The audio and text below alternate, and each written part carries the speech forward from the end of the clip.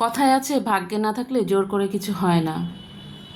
এই যেমন আমরা এত কষ্ট করে এত দূরে গেলাম প্ল্যান করে, অথচ গিয়ে দেখি এই সোনারগাঁ জাদুঘর বৃহস্পতিবার বন্ধ। কি আর করা, ভাগ্যে ছিল না। হ্যালো এভরিওয়ান, কেমন আছেন সবাই? আশা করি সবাই ভালো আছেন।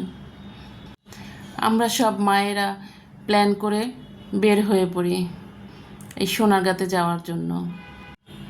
11:30টায় আমাদের গাড়ি ছাড়ে। রাস্তাঘাট একদম খালি ছিল। 1.5 ঘন্টার ভিতরেই আমরা চলে যাই।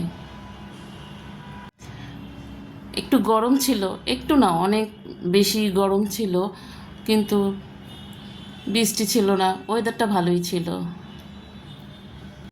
ঘুরতে ভালো লেগেছে। এরপর আমরা 20 টাকা করে টিকিট কেটে ভিতরে ঢুকে পড়ি পানাম নগরীতে। এটা নারায়ণগঞ্জ জেলায়। আগে এই জায়গাটা ছিল বাংলার রাজধানী। সে সময় এই পানামনগর সবচেয়ে আকর্ষণীয় ছিল, আর এখন ধ্বংসপ্রাপ্ত নগরীতে পরিণত হয়েছে। বিল্ডিংগুলো দেখতে অনেক সুন্দর, মধ্যেখান দিয়ে লম্বা রাস্তা আর দুই পাশে সব বিল্ডিং। এখানে মোট 52টা বিল্ডিং আছে, আর প্রতিটা বাড়ি 2 তলা 3 তলা করে। ভিতরে 5টি খাল, 2টা পুকুর আছে, আর অনেকগুলো কুয়ো আছে। আমরা শুধু এই বাইরের দিকটাই দেখেছি, ভিতরে ঢুকিনি, কোনোটার ভিতরে ঢুকে আর দেখিনি, এত গরম ছিল। আমরা প্রায় সময় ঠিক করি আমরা এই গরমের মধ্যে আর ঘুরতে যাব না, এরকম খোলা জায়গায় ঘুরতে যাব না, কিন্তু তারপরে কীভাবে যেন প্ল্যান হয়ে যায়। এই তো আমরা সবাই ভিডিও করছিলাম আর হাঁটতে হাঁটতে ছবি তুলছিলাম। অনেক মানুষজন ছিল, কিছু কিছু গ্রুপও চলে আসছে, বাইরের ফরেনাররাও দেখলাম আসছে। আবার কিছু কিছুকে দেখলাম ফটোশ্যুট করার জন্য, ভিডিও করার জন্য বেশ সাজুগুজু করে শাড়ি পরে এসেছে।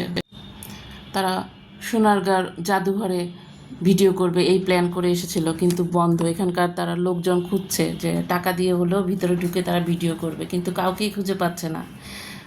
এই তো আমরা তারপর ভিতরে ঢুকে দেখলাম যে একটা চায়ের দোকান আছে, বুটের ডাল দিয়ে ছোট ছোট করে চপ ভেজেছে, ভালোই লাগছিল। এটার নাম নাকি ফুলুরি, মজাই ছিল। চাটাও বেশ ভালো ছিল, চায়ে চিনি কম ছিল। তারপর আমরা ঝালমুড়ি খাই। মানে এখানে যা যা পাওয়া গেছে সবই আমরা একটু একটু করে খেয়েছি।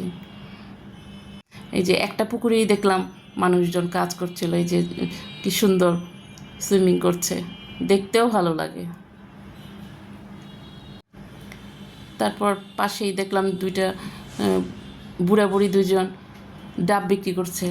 এখান থেকে আমরা ঝালমুড়ি খেয়েছি। তারা নিজেদের আচারও বিক্রি করে, আমাদেরকে বলছিল সব কিছু খাওয়ার জন্য।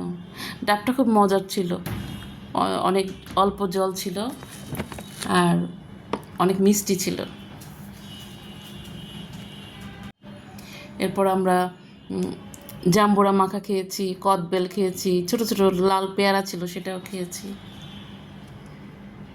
এই তো ঘোরা শেষ, এবার বের হওয়ার পালা। যতই কষ্ট হোক ঘুরতে তো ভালোই লাগে। এই যে সব মডেলরা, তারপরে কি করবে, সোনার জাদুঘরে যেহেতু ঢুকতে পারবে না, এখানেই তারা কিছু কিছু ভিডিও করছিল।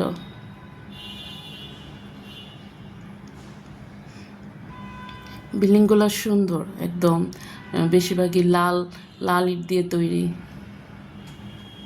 এই তো আমাদের ঘোরা শেষ ভেতরে। তারপর চলে আসি, এই যে বাইরে স্টলের মতো ছিল কিছু, ওইখানকার যারা থাকে তারাই স্টলগুলো দিয়েছে। এইসব জিনিস এখন সব জায়গায় পাওয়া যায়, ঢাকা শহরের যে জায়গায় মেলা বসুক এই সব জিনিসই পাওয়া যায় এখন। আমরা কেউই তেমন কিছু কিনিনি এখান থেকে। এরপর আমরা ঠিক করি যেহেতু আর জাদুঘরে ঘুরতে পারবো না, এই যে বাইরে থেকে এখানেই একটু ভিডিও নিই। তারপর এখানকার দোকানগুলোতে আমরা গরম ভর্তা দিয়ে খাবো ঠিক করেছি। গিয়ে দেখি যে কারেন্ট নাই। এত গরমে এত হাঁটাহাঁটি করে গিয়ে সেই গরম গরম ঝাল ভাত আর ঝাল ভর্তা খাওয়া সম্ভব না। তারপর আমরা সেখান থেকে চলে যাই সেই ধানমন্ডি 2 নম্বরে স্টার কাবাবে। এই যে একটা স্টার কাবাব, যখনই যাবেন ভিড়, মানুষজন, দাঁড়িয়ে থাকতে হয় বসার জন্য। তারপরে আমরা যার যার পছন্দের খাবার নিলাম।